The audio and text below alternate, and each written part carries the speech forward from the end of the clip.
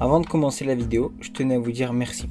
Mais vraiment, merci pour le nombre de vues que vous avez offert à la dernière vidéo et merci aussi pour le passage des 100 abonnés. Dans la dernière vidéo, je vous avais demandé d'exploser le petit pouce bleu à gros coups de pied et à ce que je vois, vous lui avez carrément mis un KO technique là. À l'heure où je tourne cette vidéo, elle a 145 likes. Donc merci beaucoup et elle a dépassé les 2000 vues, c'est incroyable, vraiment, merci. Donc je compte sur vous pour partager cette vidéo et dépasser la barre des 50 likes, voir si vous êtes assez chaud, retournez au-dessus des 100. Sinon moi je vous dis bonne vidéo et merci encore.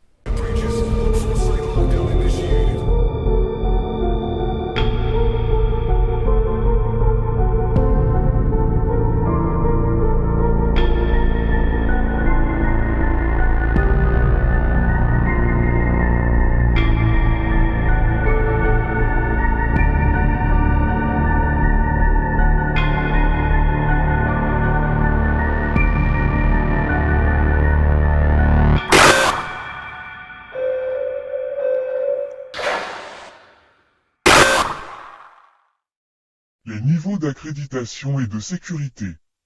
La classe et l'accréditation de sécurité d'un membre du personnel de la Fondation SCP déterminent à quelle information il a accès. Cependant, bénéficier d'un niveau d'accréditation ne donne pas automatiquement accès à toutes les informations du niveau correspondant.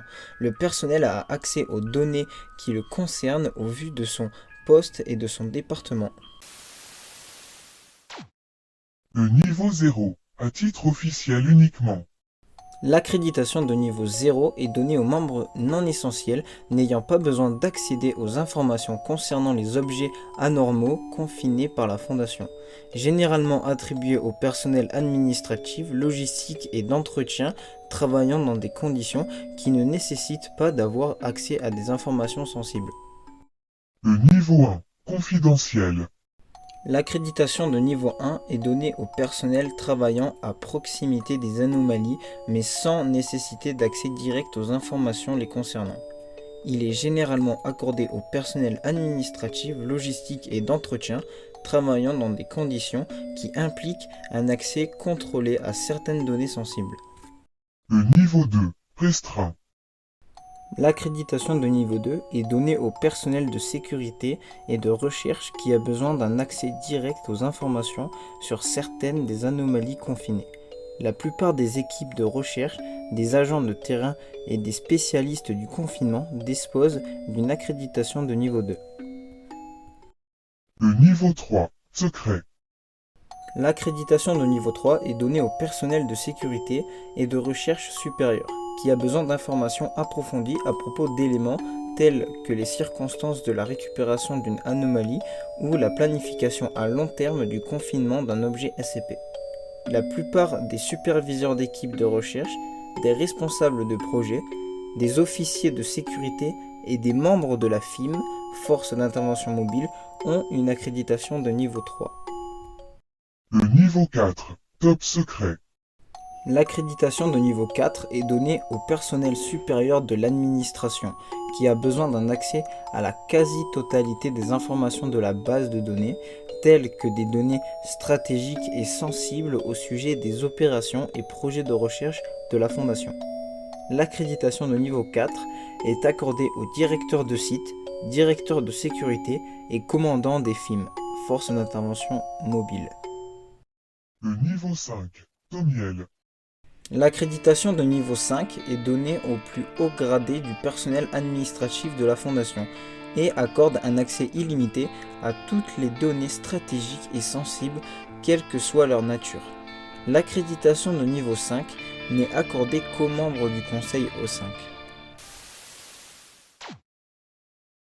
Classification du personnel. Les classes sont assignées aux membres du personnel selon leur proximité avec les phénomènes, entités ou objets potentiellement dangereux. Il existe 5 classes allant de A à E pour désigner le personnel. La classe A. La classe A est attribuée aux membres du personnel jugés vitaux aux opérations de la Fondation à échelle mondiale et qui ne doivent sous aucune circonstance s'approcher des anomalies. En cas d'urgence, les membres du personnel de classe A doivent être immédiatement évacués dans un endroit sécurisé prévu à cet effet.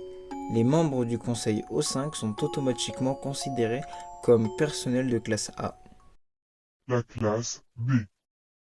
La classe B est donnée aux membres du personnel jugés vitaux aux opérations de la Fondation à échelle locale et qui ne sont pas autorisés à accéder à des objets anormaux qu'après une période de quarantaine et une neutralisation de tout effet potentiellement dangereux chez ceux-ci.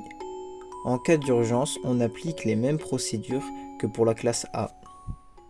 La classe C. La classe C est attribuée à la majorité du personnel standard, disposant d'un accès direct à la plupart des anomalies qui ne sont pas jugées excessivement sensibles ou dangereuses.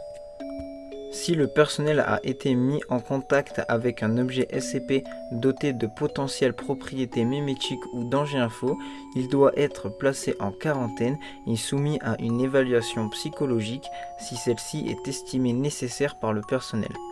En cas d'urgence, le personnel de classe C qui ne font pas partie du personnel de sécurité doivent être barricadés dans des zones sûres ou être évacués. La classe D. Si vous vous êtes déjà demandé ce qu'était le pire métier au monde, je pense que c'est celui-ci. La classe D est attribuée au personnel renouvelable, utilisé comme cobaye pour manipuler des anomalies dangereuses et n'est pas autorisé à entrer en contact avec les membres de classe A et B. Les classes D sont généralement recrutées dans le monde entier parmi les rangs de prisonniers condamnés pour des crimes graves ou violents.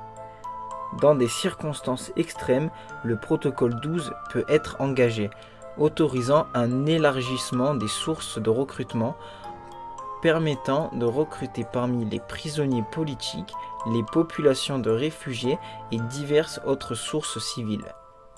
Ils doivent régulièrement passer des examens psychologiques et se voir administrer des amnésiques ou être éliminés à la fin du mois dans certains cas.